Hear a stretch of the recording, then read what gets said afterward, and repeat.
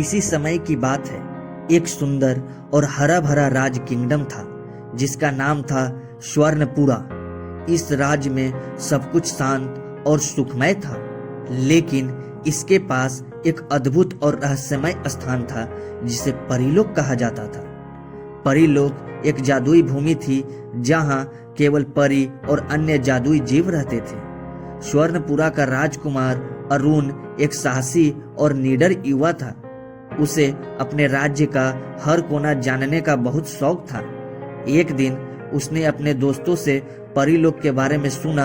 यह सुनकर उसकी जिज्ञासा बढ़ गई। उसने तय किया कि वह परीलोक की यात्रा करेगा। अरुण ने अपने एक वफादार दोस्त विजय को साथ लिया। दोनों ने अपनी यात्रा शुरू की। रास्ते में उन्हें कई अद्भुत दृश्य दिखने को मिले, हरियाली, फूलों की महक और पक्षियों का मधुर गीत। लेकिन उनकी यात्रा का असली मजा तो परीलोक में ही था। जब वे परीलोक पहुंचे तो उन्होंने देखा कि यह जगह बिल्कुल अलग थी। यहाँ की हवा में एक खास मिठास थी। चारों ओर रंग बिरंगे परियां उड़ रही थीं। वहाँ के लोग बहुत अच्छे और स्वागत करने वाले थे। अरुण और विजय ने अपनी आंखों पर विश्वास नहीं किया। वहाँ की एक परी जिसका नाम था माधवी ने उन्हें देखा और उनकी मदद की। माधवी ने कहा, आपका स्वागत है, यहाँ आकर हमें खुशी हुई। क्या आप हमारे जादुई बगीचे में चलना चाहेंगे? अरुण और विजय खुशी खुशी राजी हो गए। बगीचे में पहुंचने पर उन्होंने देखा कि वहां हर तरह के फूल और पेड़ हैं जो अद्भुत रंगों में खिलते हैं। माधवी ने बताया कि ये सभी फूल जादुई हैं और हर फूल की अपनी एक कहानी है। अरुण ने तय किया कि वह इन कहानियों को सुनेगा। माधवी ने अरुण को बताया कि यहाँ के फूल एक खास जादू रखते हैं। अगर कोई व्यक्ति सच्चे दिल से सुनता है तो वह फूल उसे अपनी कहानी सुनाते हैं। अरुण ने ध्यान से सुना और धीरे धीरे उसने महसूस किया कि हर कहानी में एक सीख छिपी है। एक दिन माधवी ने अरुण से कहा, हमारी दुनिया में एक समस्या है। हमारे राजा, जिनका नाम है स्वर्णराज, एक जादुई वस्तु को ढूंढ रहे हैं। यह वस्तु हमारे शक्ति का स्रोत है। अगर हमें यह नहीं मिली तो परीलोक में अंधकार छा जाएगा।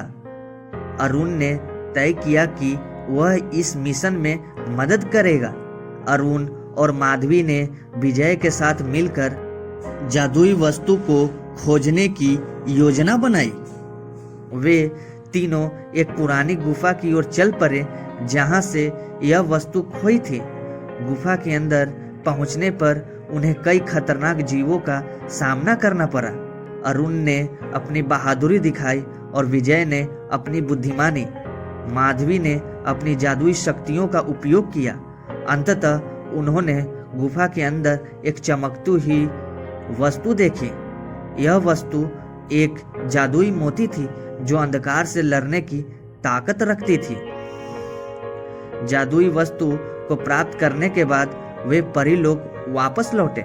स्वर्णराज ने उनकी बहादुरी की सराहना की और कहा, तुम्हारी साहस और मित्रता ने हमें एक नई शक्ति दी है। हम सब मिलकर परीलोक को फिर से रोशन करेंगे। जादुई मोती को स्वर्णराज ने विशेष स्थान पर रखा। जैसे ही मोती को रखा गया, चारों ओर उजाला फैल गया। परियां खुशी से झूम उठी और पूरा परीलोक हर्षित हो गया।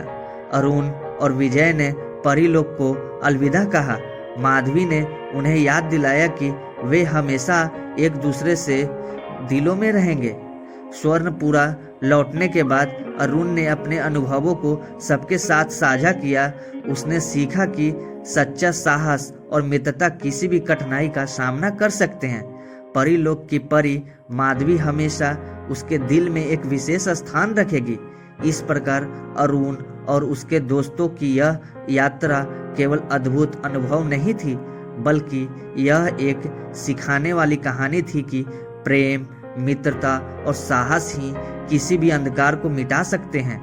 यह कहानी एक अनमोल धरोहर बन गई और स्वर्णपुरा के लोगों में जादुई विश्वास भर गया। हर कोई जानता था कि परी लोग हमेशा उनके साथ, चाहे वे वहाँ हो या नहीं। Thank you so much guys.